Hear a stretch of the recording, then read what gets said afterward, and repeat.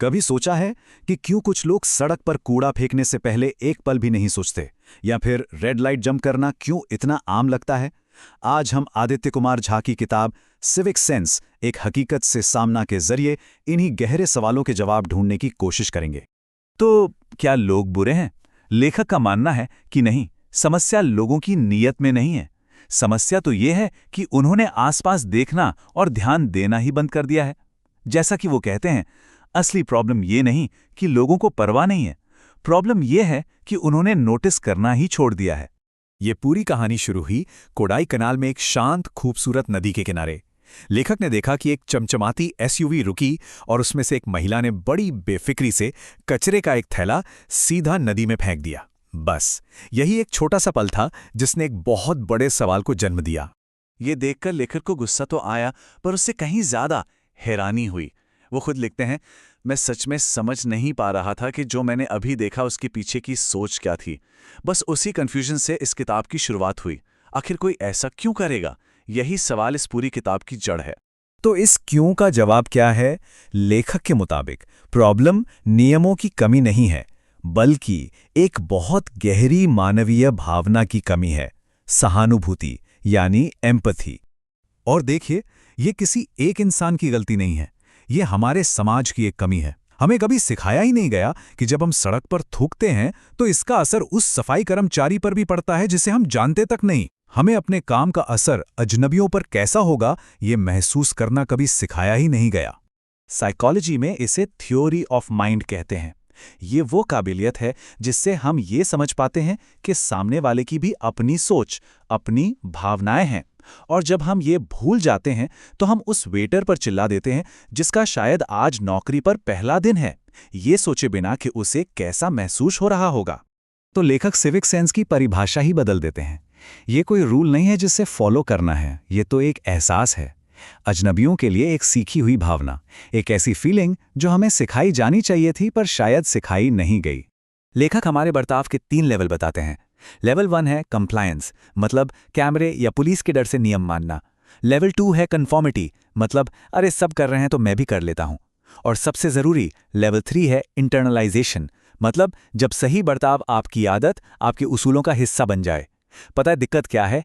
भारत में ज्यादातर कोशिशें सिर्फ लेवल 1 पर ही अटकी हैं। हम डर पैदा करने पर फोकस करते हैं, समझ पैदा करने पर नहीं। तो ये तो हो गई मनोवैज्ञानिक जड़, पर ये जो एम्पैथी की कमी है, ये हमारी रोजमर्रा की जिंदगी में दिखती कैसे है? चलिए अब इसके लक्षणों पर एक नजर डालते हैं। इसे ब्रोकन विंडोज थ्योरी से समझिए। सोचिए, एक एकदम साफ सुथरी दीवार है। अगर उस पर कोई एक दाग लगा दे तो जल्द ही पूरी दीवार गंदी हो जाती है। क्यों? क्योंकि वो पहला दाग एक सिग्नल देता है कि यहां किसी को कोई फर्क नहीं पड़ता, तुम भी कर सकते हो। ये बिल्कुल वैसा ही है जैसे एक नहीं पुती हुई दीवार पर गुटके का एक दाग बाकी लोगों को भी वहीं थूकने की एक तरह से परमिशन स्लिप दे देता है।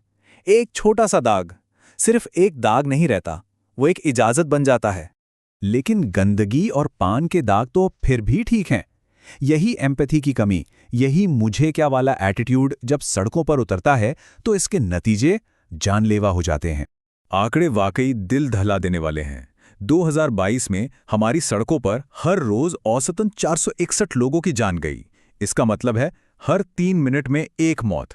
जब तक आप ये बात सुन रहे हैं, शायद एक और जान जा चुकी होगी। जरा इस ग्राफ पर एक नजर डालिए। ये एक बहुत ही गंभीर कहानी बताता है। पूरी दुनिया की गाड़ियों में से सिर्फ 1% से भी कम गाड़ियां भारत में हैं, लेकिन सड़क हादसों में होने वाली मौतों में हमारी हिस्सेदारी 11% है। मतलब ये जो फर्क है ना, ये हमें रुककर सोचने पर मजबूर कर देता है। तो सवाल उठता है कि लोग गलत होते हुए देखकर भी चुप क्यों रह जाते हैं?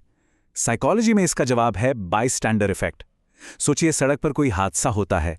अगर वहां सिर्फ आप हैं तो शायद आप मदद करेंगे, लेकिन अगर वहां 100 लोग हैं तो हर कोई सोचता है कि कोई और कुछ करेगा। इसी को कहते हैं जिम्मेदारी का बंट जाना।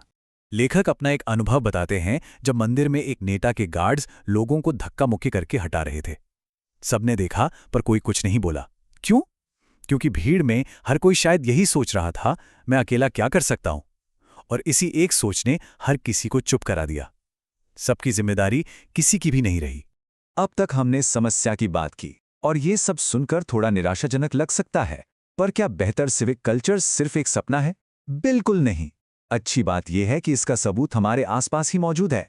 इंदौर को देखिए, जो लगातार 8 सालों से भारत का सबसे स्वच्छ शहर है। या जापान और सिंगापुर को देखिए, जिन्होंने अपने सिविक कल्चर को पूरी तरह से बदल दिया है। ये सब किसी जादू से नहीं हुआ, ये सोचे समझे लगातार किए गए प्रयासों का नतीजा है। जापान की ओसोजी प्रथा पर जरा गौर कीजिए। वहां बच्चे स्कूल में खुद सफाई करते हैं। इससे वो सिर्फ सफाई करना नहीं सीखते, बल्कि ये सीखते हैं कि पब्लिक स्पेस किसी और की नहीं, बल्कि सबकी साझी जिम्मेदारी है। ये एक बहुत गहरा संस्कार है जो बचपन से डाला जाता है। तो हम इन कामयाबियों से क्या सीख सकते हैं, और हम अपनी सिविक सेंस को कैसे बेहतर बना सकते हैं? चलिए अब लेखक के बताए कुछ ठोस उपायों पर आते हैं जो वाकई काम करते हैं। ये स्लाइड दिखावे और असली समाधान के बीच का फर्क बताती है। एक तरफ है थिएटर, बड़े बड़े पोस्टर, नारे, एक दिन की सफाई ड्राइव। ये कुछ देर के लिए अच्छा लगता है, पर इससे कुछ बदलता नहीं। असली काम होता है दूसरी तरफ। बचपन से सही व्यवहार सिखाने से, छोटे छोटे सही नड्ज यानी प्रोत्साहन देने से, और नियमों को बिना किसी भेदभाव के लगातार लागू करने से। वो जो लेवल 3 वाला बर्ताव है ना, उसकी नींव घर और स्कूल में ही रखी जाती है। इसलिए माता पिता और टीचर्स का रोल बहुत अहम है।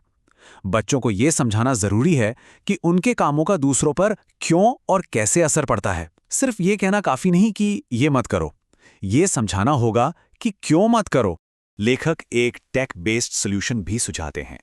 सोचिए, एक ऐसा सिस्टम जहां सीसीटीवी कैमरे ट्रैफिक नियमों का उल्लंघन करने वालों को तुरंत पहचानें और मशीन लर्निंग की मदद से ऑटोमेटिक चालान भेज दें। यहां मकसद सजा को कठोर बनाना नहीं है, बल्कि ये पक्का करना है कि गलत काम का नतीजा मिलेगा ही मिलेगा और उससे बचा नहीं जा सकता। हम इस चर्चा को लेखक के इसी अंतिम और शायद सबसे जरूरी सवाल के साथ खत्म करते हैं। क्या हो अगर सिविक सेंस कोई नियम न हो, बल्कि एक भावना हो, एक ऐसा एहसास जिसे हम अजनबियों के लिए भी महसूस करना सीख सकते हैं। शायद हमारी बहुत सारी नागरिक समस्याओं का हल इसी एक सवाल में छिपा है।